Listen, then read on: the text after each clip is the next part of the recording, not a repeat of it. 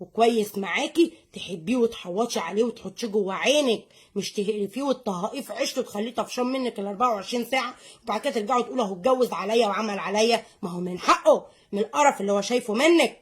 لكن انتي لو ست العاقلين كده وست البنات تحافظي عليه وتحطيه تحت باطك وتلميه. لكن انتوا مطفشين جوازكم منكم، مطفشينهم بنكدكم وقرفكم وزهقكم. الراجل ده مخلوق بسيط، بسيط في قمة البساطة. ده انت لو قلت له نكتة تافهة هيضحك، لو تابعته تمثيلية وقعدتوا ضحكتوا عليها هيضحك.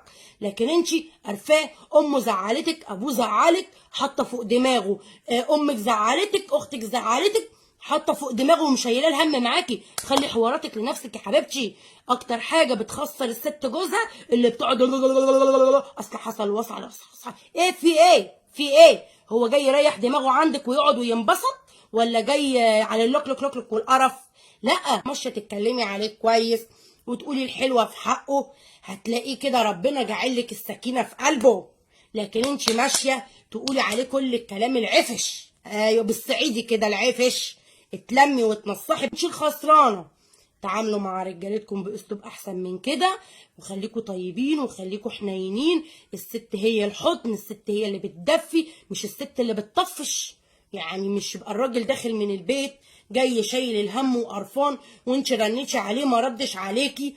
ايه ما ردتش ليه وعامله له سين وجيم؟ ده لو قلع الشبشب واداكي بيه يبقى عنده حق يا حبيبتي.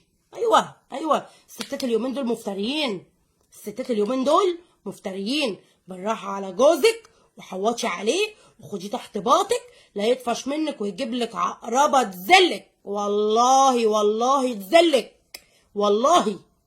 انا بنصحك وبقولك، ها، عشان الراجل ليه خلق، الراجل ليه خلق وبيتخنق بسرعه. الراجل روحه مش طويله زينا. الراجل كلمتين ورد غطاهم. كل الرجاله عايزه رؤى، ايوه بيدوروا على رؤى اللي تقعد وتهزر وتضحك وتكركر وتتدلع وتعمل.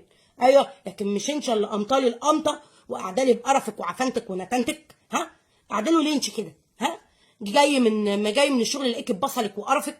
يا وليه تغيري، يا وليه تنصحي، يا وليه تنصحي. 2018 متطلق فيها مليون واحده. عارفه يعني ايه مليون واحده؟ احمدي ربنا ان انت عندك حيطه مدارياكي، وقولي الحمد لله على اللي انت عايشه فيه. ها معكيش تاكلي مش مهم ناكله، المهم ان احنا مع بعض وسعدة. دي احسن حاجه في الدنيا. وخلاصه الكلام، اتلمي بدل ما يجيب لك عقربه تلمك.